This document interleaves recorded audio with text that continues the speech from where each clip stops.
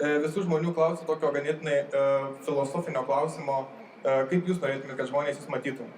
Pagalbininkė Ieva, kuri padėjo organizuoti šitą irgi renginį, jis sakė, reikės pasakoti savo sėkmės istoriją. Sakau, tai čia jau viskas to pasakyta, tai reiškia, jau yra pripažinimas kažkoks. Jis sakė, irgi maždaug, sėkmingų žmonės kviečiamas. Velnas, čia yra baisi našta. Ką tai reiškia? Ar aš tikrai labai jau ten sėkmingas, nors, ką žinau, dirbi darbus ir viskas. Visi mes turbūt turim žiupsnelį sėkmės, žiupsnelį liūdesio, pasisekimo, nusivylimą ir visų dalykų. Tai man taip atrodo, kad tiesiog esi kažkoks toksai mišinys visko. O jeigu konkrečiai ko matyti, tai mano pagrindinis uždavinys yra ir savo keliu tikslą, ta prasme, kad aš taip, vienas bičiulis yra mano pasakęs, kai aš jau pradėjau politikoje dalyvauti, visokiose atvirose debatuose sakyti. Sako, labiausiai norėtųsi, kad tu kalbėtum taip pat, kaip mes susėdę, pasiėmė kokį alaus bokalą, kalbamės ant sofkės, tai sako, taip pat. Dėl to, kad tai yra įdomu. Tada yra tiesiog esi tu, tas pats žmogus, apčiuopiamas, aiškus, su savo nuomonė, gerumais, negerumais, pritarimu, nepritarimu. Ir sako, jeigu tu toks esi ir ten viešumoje, televizoriuje ar bet kur, sako, tada aš manau, kad žmonėms bus daug aiškiau. Ir aš tą pasakiau, kad iš principo aš turiu šnekėti taip, kaip aš šneku. Ir kai man Facebook'e šiandien dar kažkas parašė po komentarų, maždaug, Landsbergi, tavo ir kalbėjimo maniera. Tokia maniera, aš taip kalbu, ir ką dabar man padaryti, atsiprašau, neskaitykit manęs, unfollowinkit. Kažką tai, bet aš bent jau žinau, aš esu atviras prieš save ir prieš vis kitus. Tai dėl to sėkmės, tai 53 000 Facebook'e sekėjų, tai galbūt ir jau sėkmė. Tai aš, Gabrieliu, norėčiau mūsų pokalbį padalinti į tokias kelias dalis, kad apie tą kelią mes papasakotume šiek tiek plačiau. Tai pradedant galbūt nuo vaikystės, studijų, tada apie šeimą šiek tiek galbūt pakalbėti ir tada jau būtent apie tą politikos kelią. Tai pirmas klausimas apie vaikystę. Koks būtų toksai jūsų reikšmingiausias įvykis, kurį atsimenate iš vaikystės? Aš atsimenu daug dalykų, atsiminsiu, reikšmingiausia, kiekvienas dalykas atrodo ir savaip įdomus, savaip reikšmingas, visi politiniai dalykai ten ar kažkokie nepolitiniai, kurie dabar atrodo kaip politiniai, tai jau yra 100 kartų girdėti. Aš atsimenu pirmąjį savo atsiminimą. Nežinau, turbūt visi turime, ne? Ką pirmą dalyką atsiminti savo gyvenime? Mano pirmas dalykas gyvenime yra, kai man buvo 3 metai ir aš su savo mama, mes buvom Kryme, tam pačiam dabar okupuotam Kryme. Kažkokiuose poilsio namuose, ilsėjomės keletą savaičių. Aš dabar jau žinau, kad mes ilsėjomės keletą savaičių. Žodžiu, jeigu taip vaizdas. Žodžiu, siaura gatvė, tiksliau toks kalnų keliukas, kuris už manęs eina tolyn ir čia yra posūkis iš karto, yra kalnas. Ir stovi vidury gatvės ir prieš mane sustojęs sunkvežimis. Bet taip visiškai, ir aš pakeliu galvą ir taip tiek, kiek galvą užvertę žiūri, tu matai sunkvežimį. Ir aš atsimenu išlipant iš šio žmogų, paimantį mane ir nunešantį, nes mūsų namukas buvo šiek tiek į tą kalną palipus. Ir visa ta istorija mano akimis yra maždaug milžikas sunkvežimis ir žmogus mane neša. Ta istorija mano mamos akimis yra visai kitokia. Jinai sėdi tam namukė, žiūri pro langą, kaip aš nuo jūros žygiuoju per gatvę. Ir cypdamas stabdo sunkvežimis, kuris iš posūkio išvažiuodamas pamato 3-metį pyplį, turbūt kuris telpa po šito stalu, išeinant į gatvę. Ir jisai žviegia padangas, sustabdo, sustoja realiai kaip filmuose būna, kai maždaug šitaip. Išlipa žmogus, drebėdamas visiškai, nes vos tik nenukalė 3-mečio. Paima jį maždaug, dėtų žviu aš ribionak, maždaug lietuviškai, kur tu gyveni, vaikelį, su ją. Ir mane nuneša, aš sakau, ten, nuneša pas mamą. Tai jai tai buvo istorija, kurią jis sakė, atsimins visą gyvenimą ir maždaug širdį stabdanti. Man tai maždaug geras, didelis sunkvežimis. Maždaug tokio gerumo istorija. Ar jinai pati svarbiausia mano gyvenime? Ne, bet jinai svarbi to, kad turbūt tai yra pirmas dalykas, nuo ko prasideda mano gyvenimo atsiminimai. Ir augot ganėtinai tokioje politiškai stiprioje aplinkoje. Taip lėmė tai, kad pasirinkote politikos kelią? Žinoma, gal iš pradžių ne tiek sąmoningai, bet nesikė esu kalbėjęs apie tai, apie tą 10 000 valandų teoriją. Turbūt irgi žinote, kad mūsų profesija yra, ar ne? Kodėl mes dažnai pasirenkam vieną ar kitą dalyką ir kada mes tampam labai geri tame toje profesijoje, tai kai mes 10 000 valandų kažko darome. Ar tai operuojame, ar žaidžiam krepšinį, ar žaidžiam tenisą, ar bet ten grojam pianinu, dar kažką tai darom ir tada mes tampam labai profesionalūs. Mokslininkai mano, kad mes šeimoje tas valandas irgi renkame. Tėvam kalbant apie politiką arba seneliam kalbant apie politiką, tu dalyvauji tame procese. Iš pradžių nesąmoningai, vėliau tai pradeda dėliotis į tam tikrą biblioteką, atsiminimai ir jie lemia tavo profesinį pasirinkimą. Tai aš jau senokai nustojau neigti faktą, kad tai aišku įtakojo. Aišku, žinoma, stebėjimas, dalyvavimas.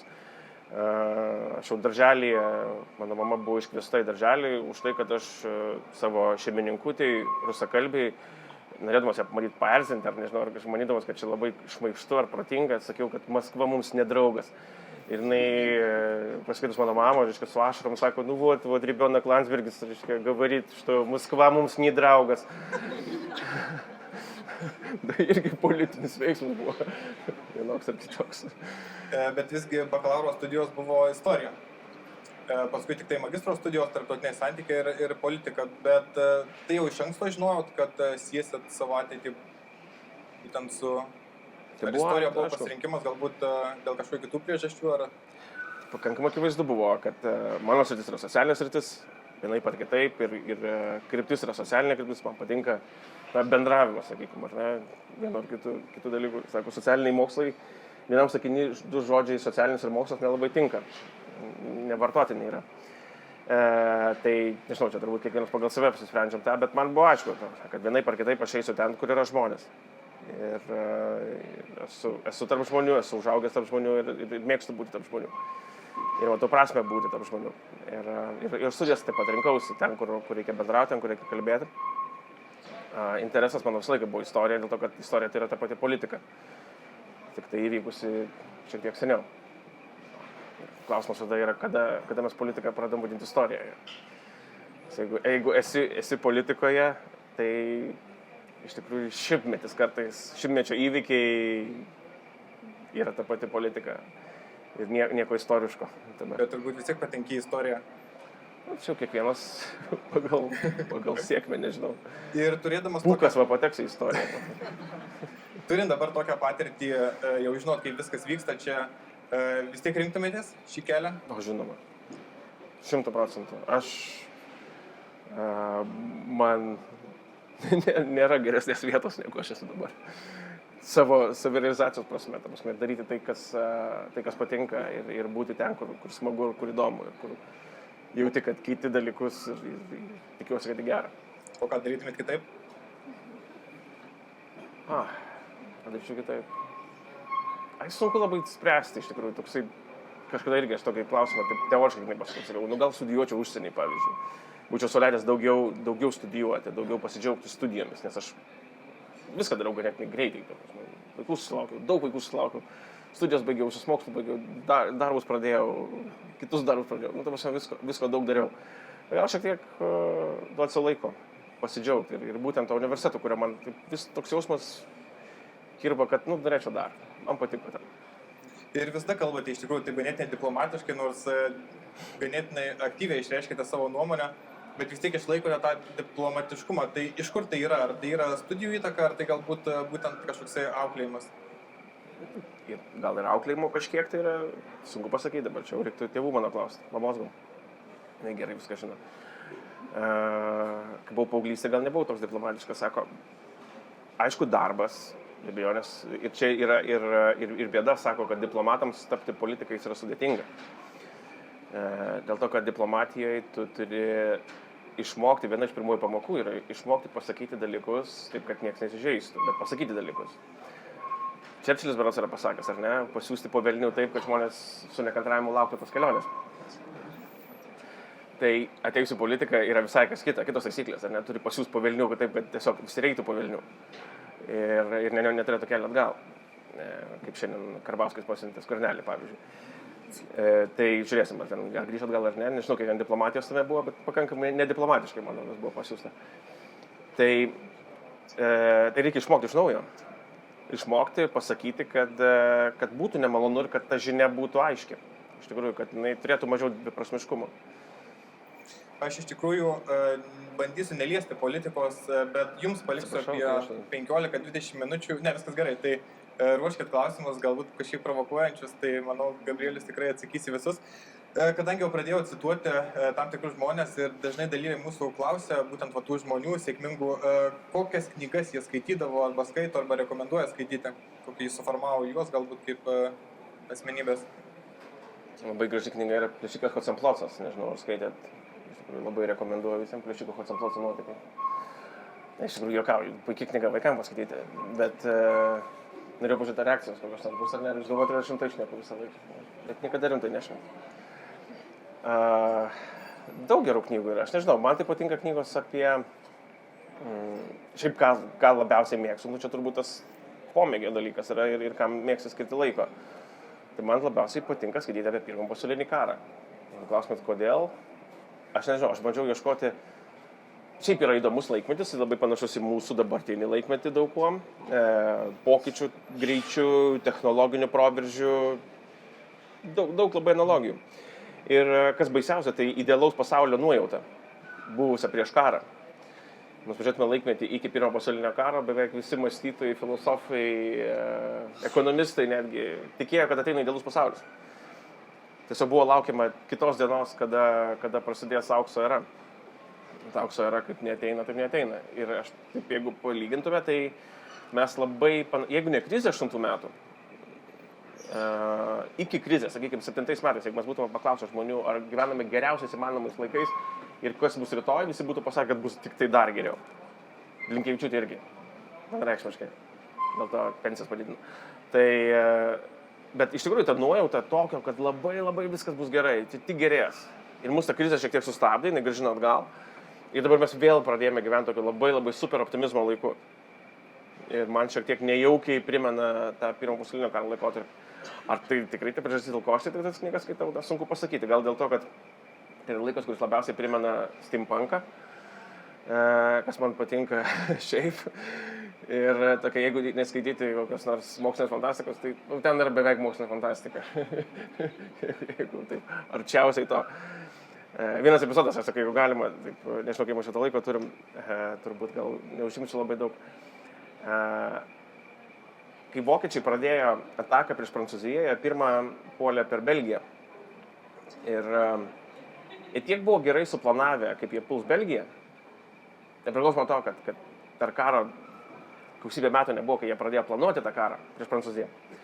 Jie žinojo, kad eis per Belgiją. Buvo toks Šlyfeno planas, ir kurio metu, kurio esmė buvo ta, kad Vokietijos kariuomenė Belgijos Ardėnų pakraščių praktiškai palei jūrą kerta į Prancūziją. Jeigu įsivaizduoja žemėlapį, maždaug galite galvoje nusipaišyti. Dabar, įeinant į Belgiją, yra Ardėnų kalnai skiria didelę dalim Vokietiją nuo Belgijos pagrindinės teritorijos. Ardėnų kalnai yra velniškai nepatogus tankam pravažiuoti ir labai geri tvirtinimai. Jeigu esat buvę Belgijoje, yra Liežo miestas, yra Namūro miestas, yra tokie miestai, kurie yra iš tikrųjų vos ne iškasti kalnuose. Granite įkalti įtvirtinimai. Natūralios tvirtovės, kurios yra kalnuose. Ir vokiečiai žinojo, kad tas tvirtovės reikės apšaudyti ir jokia jų turima ginkluotė negalėjo to padaryti. Tam reikia specialių ginklų.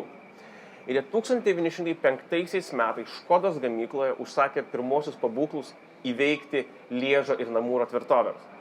Karas prasidėjo, aš primenu, 14 metais. Vokiečių planavimas, aš nenoriu džiaugtis vokiečiais, gink dieve, čia yra siaubingas dalykas.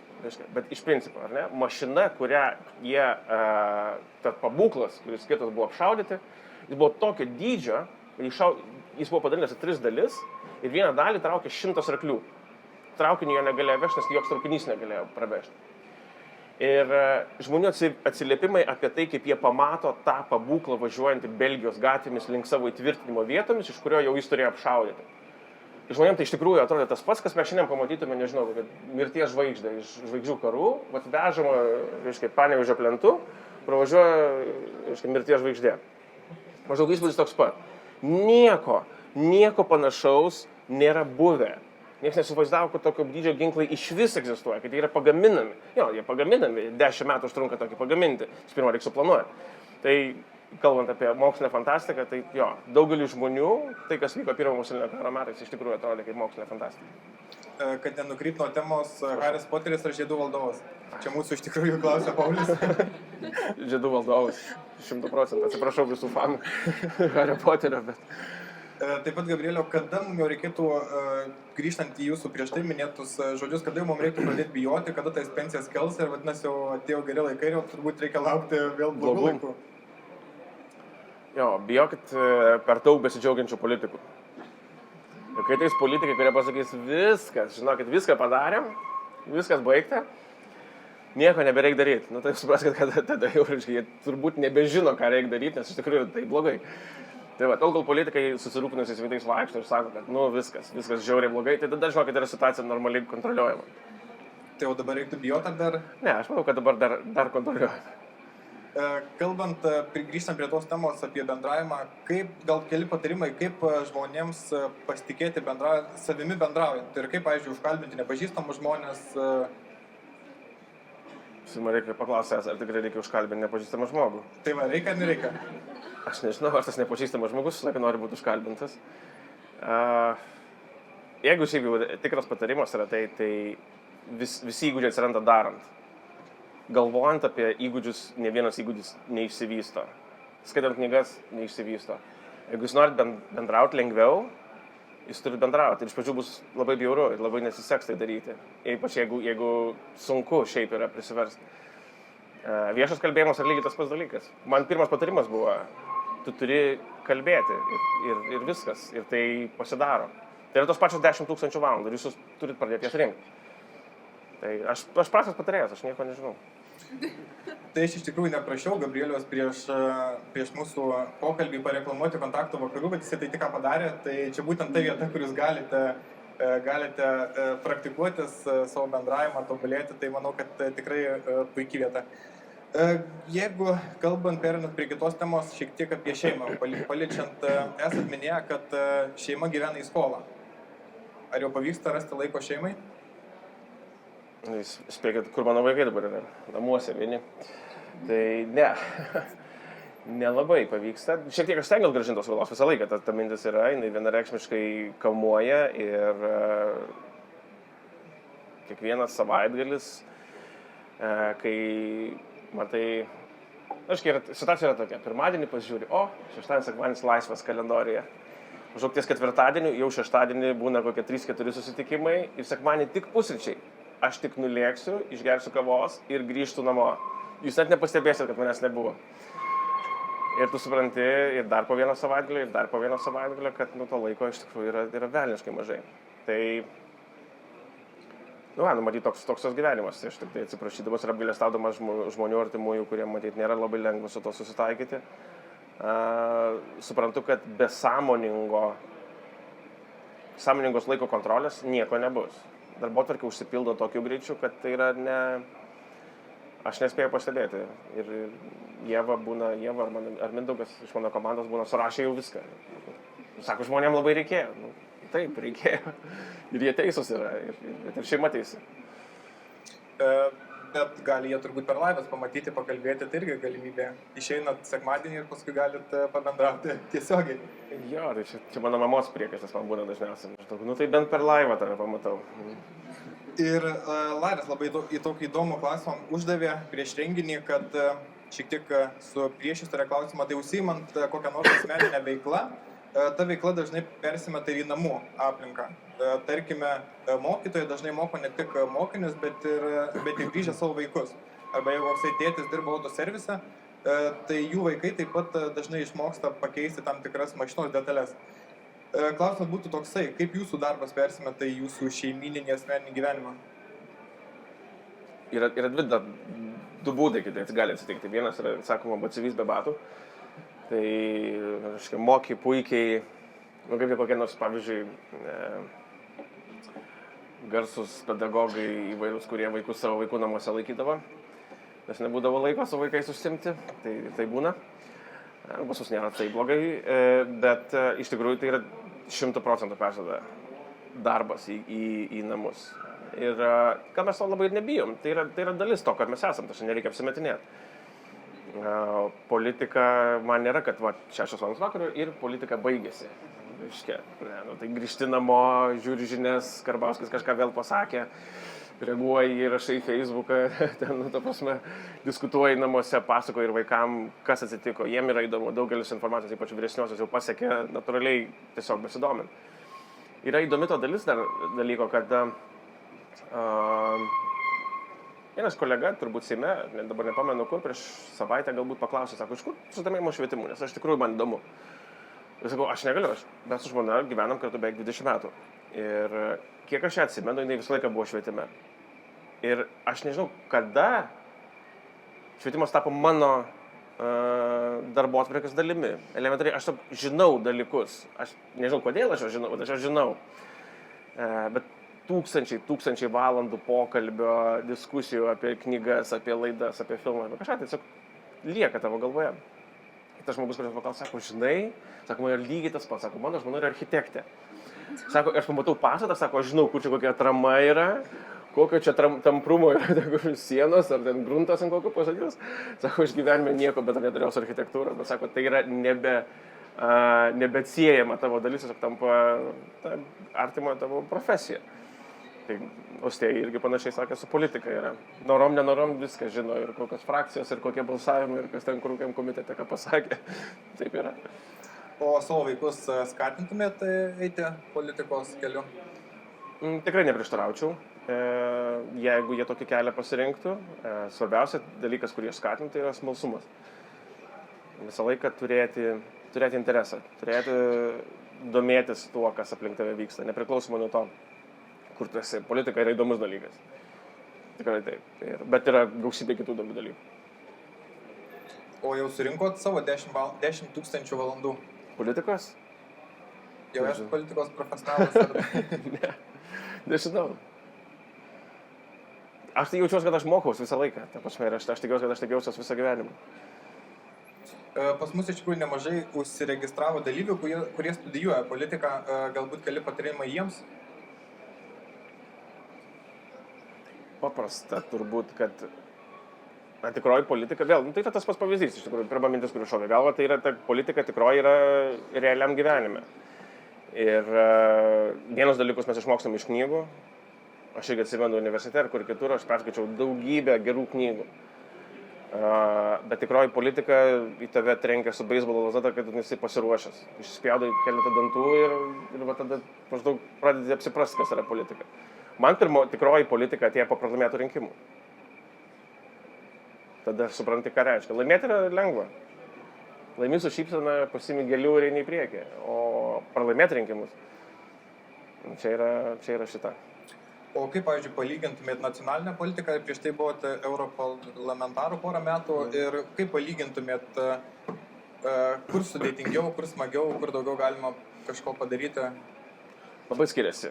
Principai tie patys, be abejonės, žaidimai, užkulisiai, koalicijų rinkimas, derinimas nuomonių, diskusijos, labai daug panašumo, bet Lietuvoje tempas yra nepalyginamai didesnis. Lietuvoje nuo atsikeli ryte, ramus rytas, ką šiandien veiksiu, įsidedi dangaus fotkę, vakarė žiūri, kad vyriausybė negriūtų. Ir tai yra praktiškai realistiniai scenarijai. Tos praėjo turbūt, nežinau, 10 valandų nuo vieno įvykio iki kito. Europoje, be abejonės, viskas yra daug lėčiau.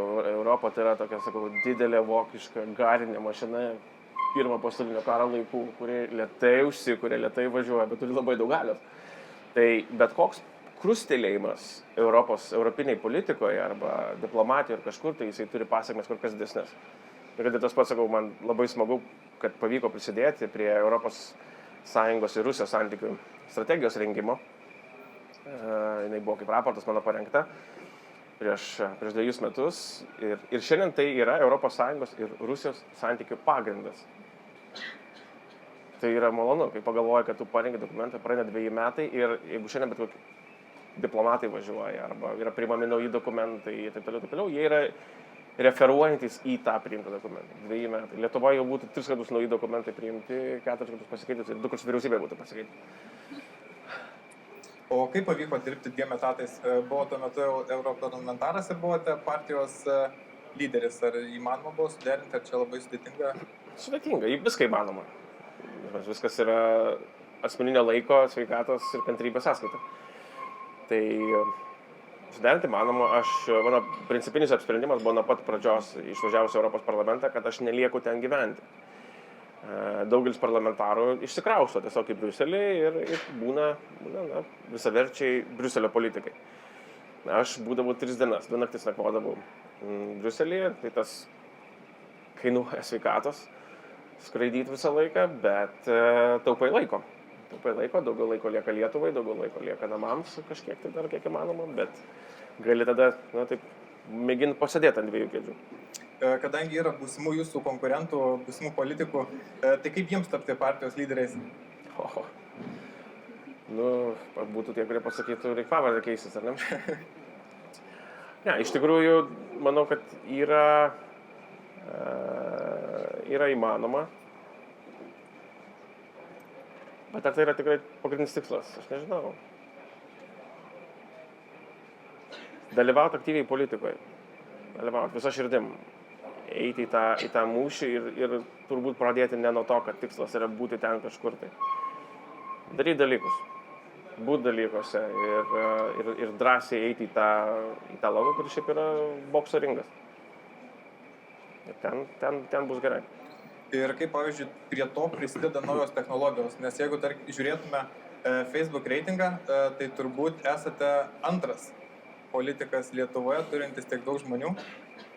Pirma Grybauskaitė, tai turbūt sudėtinga būtų pavyti, bet kaip ją pavyti?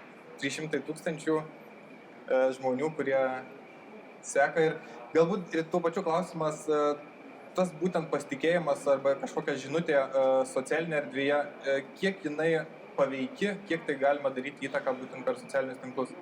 Aš manau, kad labai didelė. Aš pats net vis dar nelabai esu apsipratęs.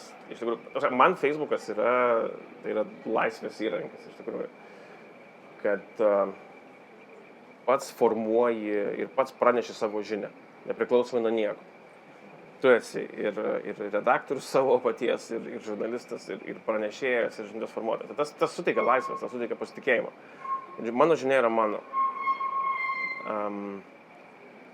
Apsiprasti reikia su tuo, kad iš tikrųjų kiek tai toli eina. Kartais žinutė būna, kad sumeti per, kad ir šiandien, pavyzdžiui, po komiteto posėdžio, aš nežinau, gal atsėdai, ta prasme, emocija, mintis aiškiai, išklausai žinių, supratai, susidėlioji mintį, 10 minučių ir paleidai. Ir dar už 5 minučių skaitai jau vienam portale, kitam portale ir žiūri, velnis, galėjau kitaip išparašyti.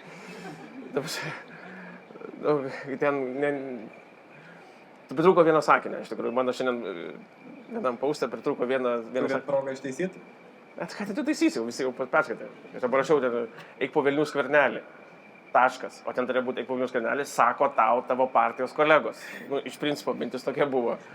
Kad ne aš tą siunčiu po Vilnių, bet aš taip išgirdau, kaip jie sako. Potekstė tokia. Tai rašo žmonės, Landsbergis siunčia po Vilnių premjerą. Žodžiu. Tai va, kai tai yra, čia Trumpo yra liga visiškai. Kai yra tiek arti žinios paskelbimas prie tavo pirštų, tai tu taip ir rašai. Aš išgirdau, aš suformavo mintis, paukšt, viskas yra. Paleidai.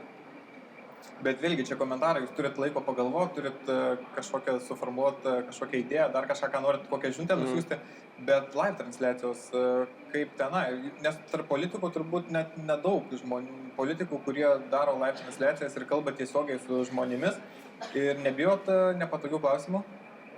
Matot, dėl laivo iš visų, viskas šiais laikais yra iš tikrųjų live. Mes darom savo, mes turim tokią apgaulę, manydami, kad kažkas gali neatsidurti internete. Mes dabar transliuojam, galėtume netransliuoti, bet kažkuris iš jūsų galėtų dabar filmuoti. Aš netgi to galėčiau nežinoti. Ir jūs turit visą teisę tai paimti. Ir tai yra vieša vieta, aš esu viešas žmogus, Tai reiškia, viskas, ką aš pasakau viešoje vietoje, gali būti internete. Kiekvienas iš jūsų šiandien esate potencialus žurnalistas, reporteris, turintis galimybę transliuoti viską, ką aš pasakau. Taip, kad apsimesti, kad čia yra daug saugiau, ir čia turbūt niekas to nepamatys. Ne, aš esu live visą laiką. Mano gyvenimas yra live. Aš tikiuosi, kad aš užrakinu namų duris, ten jau nebe live. Ačiū Dievui. Kažkiek. Bet be to, tai yra. Seimo salėje mus filmuoja.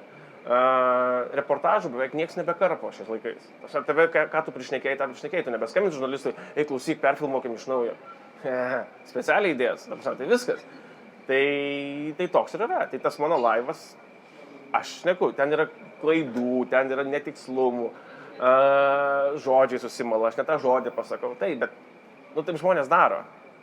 Ta prasme, nėra idealių kalbėtojų, kurie galėtų visą laiką tobulą kalba be vieno užsikirtimo pasakyti visą, nežinau, 15-20 minučių kalbėti.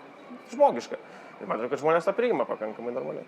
Aš iš tikrųjų labai bijojau, kai baigsis šitą jūsų mintis, nes čia yra laivas, čia filmuoja, tai nežinau, kaip sureaguosi. Aš negaliu, kad tikiuosi, niekas nefilmuoja. Dar jaučiu atsakomybę paklausti mūsų kito dalyvio Aisčio apie, ką Gabrielius mano apie kailių fermas Lietuvoje. Šitą klausimą man labai daug siuntė. Tai jisai sakė. Jo, jie siuntė ir sakė, kodėl ignoruoji mūsų klausimą. Aš nežinau, ką pasakyti. Jie turbūt nori išgirsti, kad čia yra labai blogai. Aš neturiu nuomonės tokios tvirtos, kad čia yra labai blogai. Kai kuriais atvejais gal to galėtų būti mažiau.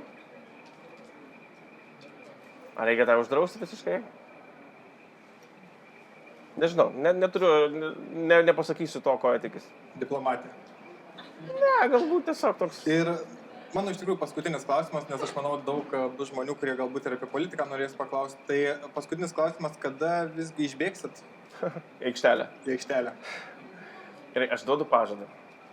Su kiekvieną kartą, kai šitą klausimą aš gaunu, jis yra vis skaudesnis. Aš jau 2 kartus uždaviau. Aš žinau. Tai šį savaitgalį nusikabinsiu kėdus nuo vinies ir aikštelę. Turim įrašą. Jo, turi. Tai ačiū labai. Ačiū.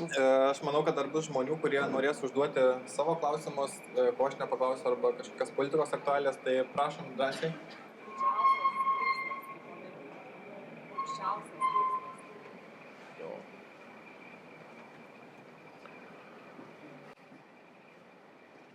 Prisidėti prie tikrai svarbių pokyčių Lietuvoje.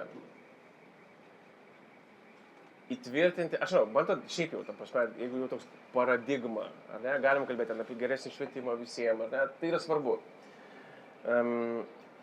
Bet jeigu jau toks, jau aš pensijoje gilioj, reiškia, sėdi, prisimeni savo gyvenimą ir pagalvoji, ar pavyko ar ne, tai nežinau, kaip tai skamba, bet viduje tai taip aš jaučiu. Tai yra, ar Lietuva yra labiau vakarai, ir mes esame labiau vakarų Europą, vakarų pasaulis, vakarų civilizacija, ar ne?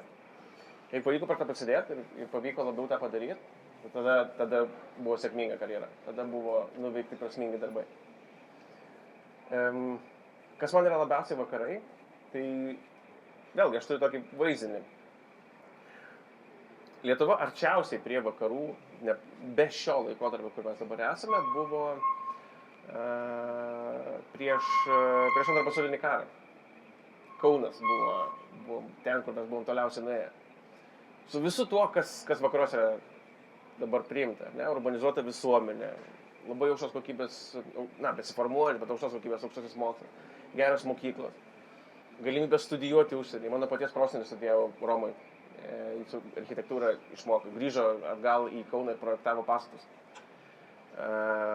Žmonių poilsiavietės už Kauno, arba prie jūros, visos tos vilos ir gausybė kitų dalykų. Nežinau, aš suprantu, kad tai yra įvaizdis, bet tai buvo vakarai, vakarai Lietuvoje ir Lietuva vakaruose.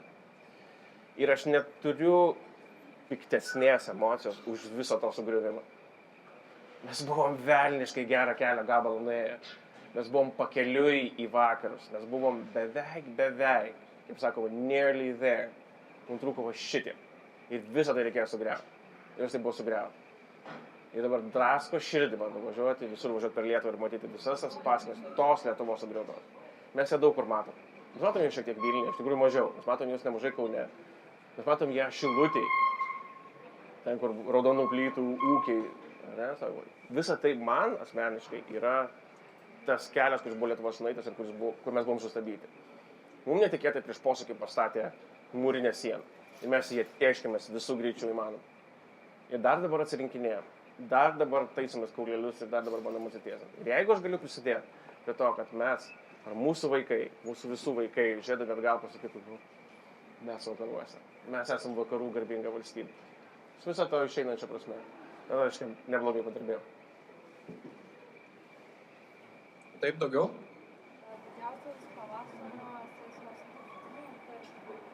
Šios pavasario sesijos Seime?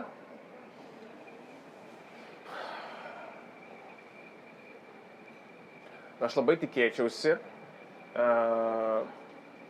kad susiklosčius palankiam aplinkybėm pavyks pasirašyti susitarimą dėl bendrojo lavinimo, kuris leistų opozicijai siūlyti įstatymų pakeitimus ir tikėtis jų pritarimo ir palaikymą. Tai tada reiktų kalbėti ar apie mane, ar apie platesnį ratą žmonių turbūt. Mano. Aš manau, jeigu pavyktų švietimo susitarti, pavyzdžiui, dėl svarbiausių 15 darbų arba bent jau 10 darbų dėl švietimo, tai jau būtų labai daug. Tai čia tokį kaip strateginį tikslą, sakykime, na, kaip įvardinti svarbiausią savo uždavinį. Be to yra nemažai ir kitų mažesnių dalykų. Ar aš įvardinčiau strateginiais? Nu, jeigu turbūt ne. Bet sakau, vis tiek aš stengiuosi būti objektyvus ir savo ką įmanom pasiekti. Strategiškai. Galim būtų vardinti, kas vyksta tuo pačiu metu. Ar ne? Mes kalbame, pavyzdžiui, dėl papildomų sankcijų Rusijai. Aš ne viską noriu labai daug apie tai pasakoju, dėl to, kad viskas yra eigoje. Viskas vyksta, derinam, žiūrim, ar pavyksta. Jeigu aš eičiau dabar, papasakočiau, na, išdėščiau daugelį dalykų, kuriais dirbam, gali būti, sakai, sudegtų labai ankstyvoj stadijoje, to gaila. O jeigu tą pavyks padaryti ne pavasario rudens sesijai, nu tai bus rudens sesija. Bet švietimo dalykai, aš manau, kad jos reikia pradėti kuo skubiau. Tai bus, aiškiai, labai kryptis. Ir mes užpildysim ir vakuumą, kuris dabar vyksta su visom atostogom trumpinam ir taip toliau. Nuimsim šiek tiek dėmesį nuo nereikšmingų darbų, kurie sukelia labai daug emocijų, perkelti tą tikrų darbų. Bet opozicija turi beprotiškai mažai instrumentų. Reikia tą labai aiškiai suprasti. Labai, labai mažai instrumento turime. Dėl to, kad ateinim su gerom idėjom ir valdantieji neturi jokios paskirties jam palaikyti. Yra tiesiog nubalsuojama lauk. Ir tu gali dirbti, pavyzdžiui, dėl 5 įstatymų paketo, ne, kuris bus 5 skirtingi įstatymai, vienam tikslui pasiekti. Jeigu jie visi yra susiję ir atmes 2, mes kitų 3 net nebegalime teikti. Dėl to, kad jie išbalansuoja sistemą. Reiškia, mes turim turėti labai aišku pažadą, kad visi 5 bus palaikyti, jeigu tą darai atsakingai. Tai tam yra labai sudėtingai, tam yra tokie partiniai susitarimai. Mes siūlom partijams susitarti iš opozicijos, iš silpnojo pozicijos. Taip, mes esam silpnoji pusė šitą kažką kartą. Tikėtis paramos. Jeigu valdantieji pritarė, tada galima turėti savo opozicinę darbotvarkę, kuri juda į priekį. Jie perkrauti ir vėlgi įvairiais dalykais atnešti valdantiesiam 10 skirtingų susitarimų, palaikykit mūsų užsienio politikų, palaikykit ten. Bet tada tikrai, kas čia nesąmonė. Turi turėti savo strategiją. Mano tikslas vienas, yra pagrindinis. Taip. Ar užtenka, tarkim, atidirbti nuo 9 iki 5 kažkiek po darbo valandų? Jeigu spėjat surinkti 10 000 valandų, tai užtenka turbūt. Aš nežinau, žinokit, yra... reiktų sakyti, individualus yra dalykas. Aš manau, kad taip. Aš pažįstu žmonių, kurie daug pasiekia ir dirba iš vis po porą valandų per dieną. Bet šiaip jau, jeigu pažiūrėti aplinkui, paklausiu žmonių, kurios turbūt jau visuomenės akise jau sako, čia daug, jau tu ten kažkur toli nuėjai, ten gerai sekasi. Paklausiu jų, ar tu turi darbo valandas, daugumai pasakys ne. Savo sėkmį ir nesėkmį lygiai taip pat. Tai nebūtinai yra labai gerai, kad jūs dirbat po 14 valandų per dieną. Bet kažkaip labai dažnai sėkmė ir daug darbo koreliuoja.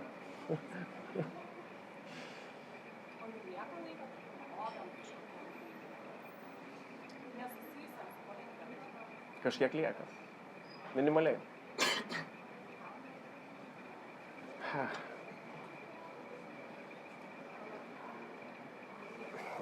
Mano yra taip, jeigu jau atvirai pasakyti. Visas mano laisvas laikas, pavyzdžiui, kuris lieka nuo politikos, jis yra skirtas šeimai. Ir tada jau mes bendrai kažką darom, tiesiog, kas yra bendras hobis. Arba keliaujam su šeima, arba žiūrim filmus, mėgstam filmų žiūrėti, daug žiūrim.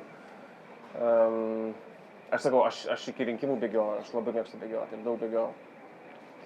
Beveik kiekvieną dieną. Ir kai prasidėjo rinkimai, kai prasidėjo visą kampaniją, aš matau, kad aš absoliučiai nebėra nei jėgų, nei laiko, nieko. Nors atrodytų vis tiek prisivers, bet tu paršliauži namo, fiziškai. Yra iškepusios smegenys ir tu tiesiog realiai komui. Bum. Ir viskas. Tu neatsimeni, nei kada tu užmigai, nei kaip tu atsikėlei. Tiesiog vėl viskas. Kažką pasidarai su savim ir išėjai vėl. Ir vėl visą dieną, ir vėl grįžai, ir vėl komui. Toks tiesiog tada jau laisvalakis nebeegzistuoja, bet tai yra super intensyvus laikas. Po to šiek tiek surimsta, dabar jis yra ramesnis. Dabar jau nebėra. Yra jau savaitgaliuose, žiūrėk, vienas kitas langas atsidaro. Bet tada jau kiekvieną tą langą šeimą. Taip, dar. Šiau?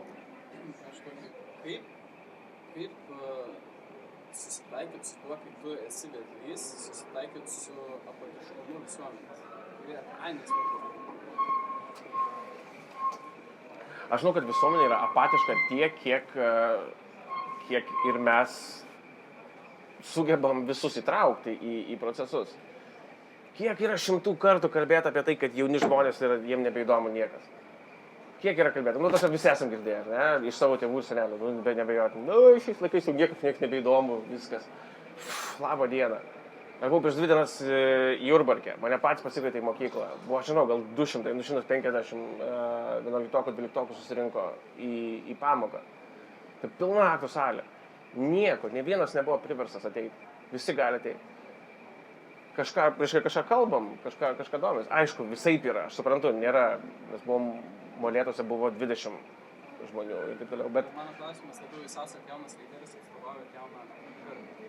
Bet kalbant apie 35 metų, tai esi tokie statiški žmonės. Ir aš manau, tai yra lyg ir siena, tokie, kas stabdo liberalės idėjas. Aš nežinau, aš vis tiek tikiu tuo, kad taip, aš suprantu, ne visus įtrauksiu. Aš suprantu, kad aš esu dalyvavęs susitikime, aš esu buvęs vienam iš tikrųjų susitikime, kur labai panašiai, ar ne, tai tiek, kad jisai yra daugiau rinkiminis, daugiau toksai, balsuokit už mane susitikimo. Žmogus tokio susitikimo metu, vyresnio amžiaus žmogus metu, to susitikimo metu vyresnio amžiaus žmogus, jis tiek supyko ir tiek norėjo parodyti savo pyktį ant manęs, kad jis apsuko savo kėdę ir sėdėjo mane nugarą visą susitikimą ir žiūrėjo kitą žmogų. Kaip jūs apsuktumėte ir žiūrėtumėte.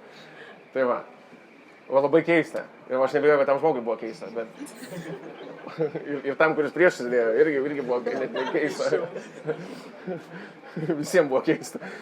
Bet žmogus pyko. Ir aš žinau, aš nieko negalėčiau perkalbėti. Aš nieko negalėčiau padaryti. Man buvo labai keista, dėl to, kad tai buvo mano mamos pusė, visi yra iš Žemaitijos, iš Telšių. Aš kalbu žemaitiškai. Susitikimas buvo vienam iš Žemaitijos miestų. Ir aš kalbėjau žemaitiškai, man atrodo, kad mes turim visai neblogą ryšį, visai viskas gerai vyksta. Ne, tu kolūkius sugrojai, tu išvis Landsbergis, varyk iš čia. Tai prasme, aš suprantu, aš nieko negalėčiau padaryti, tą žmogų perkalbėti, kad jisai domėtųsi arba jis domėsi iš principo, bet jis nekenčia. Faktas. Kodėl atėjo susitikimą, aš tikrai nežinau.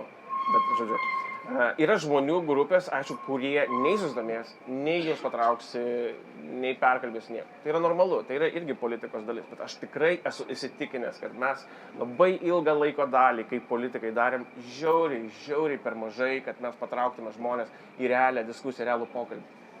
Tikrai taip, dėl to, kad mes neėjom ten, kur yra nemalonu, mes neėjom ten, kur yra nesmagu, mes neėjom ten, kur yra sunkesni klausimai.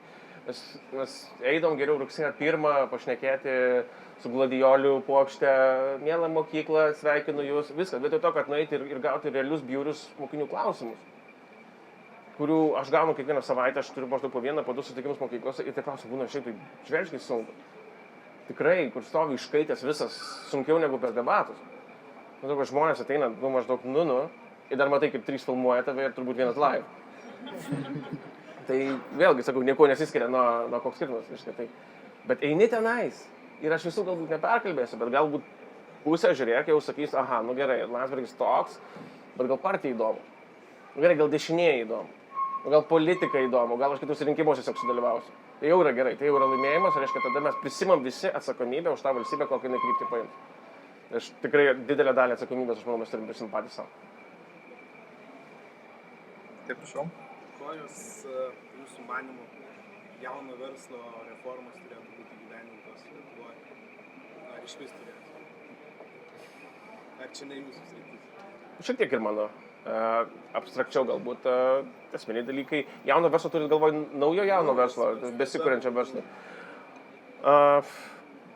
Dvi kryptis. Viena kryptis yra paprasčiau gyvendinama ir tai yra daugiau administracinė pertvarka, ieškoti būdų palengvinti įsikūrimą, administravimą ir kitus dalykus.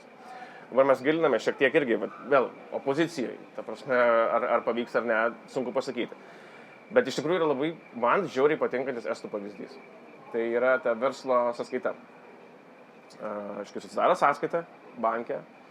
Bankas turi sutartį su mokesčių inspekcija, kad ta sąskaita iš esmės yra visą laiką, yra cross-checkinama, ją iš karto visą mato mokesčių inspekcija. Jūs neturite jokių grynų pinigų ir visi jūsų pinigai ateina tik tai į tą sąskaitą. Jokios apskaitos nereikia. Valstybė pati pasidaro apskaitą. Visi pinigai, kurie sukrito į tą sąskaitą, yra jūsų pajamos. Dėl visų tų pinigų metų gale yra nuskaičiuojama suma mokesčiams. Tai yra tokia viena krūva. Tau nuskaičiavo. Mano nuomonė, tai yra vienas žiauriai palengvintas dalykas. Tai yra šiaip tai fantastiška. Galima padaryti? Aš manau, kad įmanom tą padaryti. Reikia dabar, mes kaip tik tai čia prieš kelias dienas vidiniam opoziciniam ratelyje apie tai diskutavome, kad reikia susižiūrėti tiksliai visus įstatymus. Vėlgi, kiek mes turim dabar tų pajėgumų tarpusavį. Ačiū Dievui, kad turim Ingridą Šimonytę, kuri visą laiką žino, kur kokie įstatymai gyvena. Mes sužiūrėsim. Galbūt palaikys valdantieji, galbūt tą įmanoma padaryti. Bet tai yra pavyzdys, reiškia, vienas administraciniai palengvinimai. Kitas dalykas yra mokesčių palengvinimai. Ką galim daryti per mokesčius? Aš manau, kad yra daugelis dalykų yra įgyvendinama per neapmokestinamą pajamų dydį, kuris galėtų būti taikomos ne tik tai pajamoms, bet pavyzdžiui ir jeigu žmogus savai darbina. Lygiai taip pat.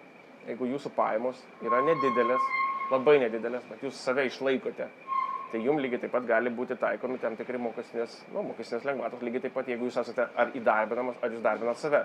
Jokio skirtumo. Tol, kol jūs esate vienas darbuotojas, tol, kol jūs pats save prižiūrit, pats save išlaikot. Valstybė galėtų lygiai taip pat nuo jūsų šiek tiek atsitraukti, tol, kol jūs pradės kvėpuoti. Panašų dalyką. Taip, tai dar porą klausimų turėtume laiko. Prašau. Jūs pasižymite liberaliom idėjom, su kurios patrauklus yra jaunimo iš tikrųjų. Bet kaip tai apsunkina bendravimą partijos narius? Aš esu savo ir partijos kolegom esu pasakęs, aš esu už kompromiso paiešką. Taip, kai kurios idėjos galbūt jos ne visai sutampa su to, kas tradiciškai buvo mūsų partija. Bet aš nepuolu čia galvą pažadėti dalykų ir rinkėjim, ir miesto jaunam žmogui, sakykime, kuris yra negyvendinamas šiandien. Tai reiškia, aš nesiverčiu į tas teritorijos, kurios, mano nuomonė, yra populistinės. Dėl to, kad aš galiu pasakyti, žinokit, reikia kokio nors super liberalaus įstatymo, bet jis nepraeis. Jis niekada nepraeis, nebus priimtas, nėra visuomenė tam pasiruošusi. Aš manau, kad nuoširdumas ir savo pozicijos išsakymas tai yra raktas. Manęs klausia, reiškia, tu ten už kokią nors marihuaną. Ne, aš nemanau, kad tai šiandien yra logiška. Bet tu, kaip tu čia tave mieste jaunimas prieš tave bus? Gerai, bus prieš mane, tvarkoja. Aš turiu savo argumentą.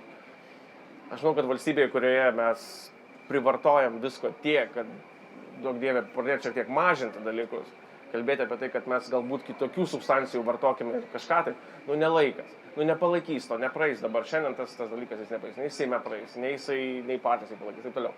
Dėl to šiandien kalbėjimas apie tai, mano supratimu, šiek tiek populizmas. Tai va, tai kažkokių liberalių idėjų galbūt aš nedėliu, bet aš nuosaikiai konservatoriškas. Ir gal paskutinį klausimą. Tai aš dar pabaigai norėčiau paklausti apie kultūrinį sektorių. Kokia nuomonė apie dabartinę šiandieninę situaciją ir, nežinau, pavyzdžiui, ką būtų galima keisti ir ar jums svarbus yra kultūrinis sektorius, kultūriniai renginiai? Labai nenorėčiau kalbėti apie tai, ką nedaug išmanau. Ir profesionaliai negalėčiau atsakyti jūsų klausimą, sakykime, jeigu jūs klausimate apie tai, kokiu reikia įstatymų arba kokios reikia politikos kultūros srityje. Tikrai yra žmonių, kurie daug daugiau žmonių žino ir gali pasiūlyti ir atsakyti tą klausimą teisingai. Aš žinau, kas man skauda. Man labai nepatinka korupcija ir neskaidrumas. Aš manau, kad jeigu mes norime, kad valstybė pasitikėtų žmonės ir sakytų, kad valstybė yra teisinga, korupcija yra numeris vienas dalykas, kodėl žmonės taip nemano. Ir nepriklausomai nuo to, kur jinai yra. Ar jinai yra geležinkelių sektoriuje, ar jinai yra miškininkystės sektoriuje, ar jinai yra operos ir baleto sektoriuje, jinai didina žmonių nepasitikėjimą visa valstybė, valdžia, sakykime, bet valstybė labiau. Ir man tas nepatinka iš principo. Ir tie dalykai, kai žmogus pasako, tvarkoja, jo, galbūt aš pažeidžiau įstatymą, bet ne tiek stipriai, kad jau čia būtų blogai, taip negalima. Tai tiesiog negalima, aš to nepalaikau ir aš manau, kad tas turėtų keisti. Tai čia kalbant apie vieną labai siaurą sritį kultūros. O visa kita, aš nežinau, tada jau mano asmeninis požiūris, čia dar ne kaip politiko, kaip žmogaus. Man labai patinka gyvybė kultūroje, man labai patinka, aš labai nemėgstu statiškų dalykų, aš nemėgstu tuščių muziejų, aš nemėgstu paminklų dėl to, kad tiesiog buvo tuščias skveras. Ir aš gyvenau nemažą laiko dalį, aš gyvenau ne Lietuvoje ir aš kuo labiausiai džiaugdavausi ir su savo vaikais lygiai taip pat šeima, kad daug kur kultūra yra gyvas dalykas, jinai yra gyvas, jinai yra žmonėms, jinai per žmonės yra. Jinai yra kažkoks apčiuopimas dalykas, kuris tave praturtina ir tu to džiaugiesi. Kaip tas Lietuvoje transliuojama, aš nežinau, man Lietuvos kultūra daugeliu atveju yra tas muziejinė kultūra, tai yra Gedimino bokštas pabirėjęs, kur prie nieko liesis negalima. Nežinau, prieš 15 metų aš paskutinį kartą turbūt buvau, bet ten nieko nebuvo galima pačiupinėti, nes viskas yra, tiesiog trakų celofan tada, tai jau taip gaila. Aš labai abejoju, ar kas nors pasikeitė dabar, manau, kad liko panašiai. Ir tada viskas pasidarė toksai apmusyje truputėlį, ir gaila, ir norisi kažkokios tokios gyvybės. Bet vėlgi, aš kalbu tikrai ne kaip kultūros politikos profesionalas. Aš sakau to, ko aš norėčiau, kaip žmogus gyvenantis, pavyzdžiui, Vilniuje ir galvojantis, kur šeštadienį pasidėti ir kur nors vaikus. Tai toks, atsiprašau, primityvus turbūt atsakymas. Tai labai ačiū, Gabrieliau, už jūsų atsakymus. Galbūt dar kelis klausimus galėsite užduoti tiesiai Gabrieliui po mūsų renginio. Aš tiesiog noriu Austėjos skambučio sulaukti. Tai jau bus. Dar Gabrieliau, dar kartą ačiū Gabrieliau. Ačiū už puikius klausimus. Ačiū.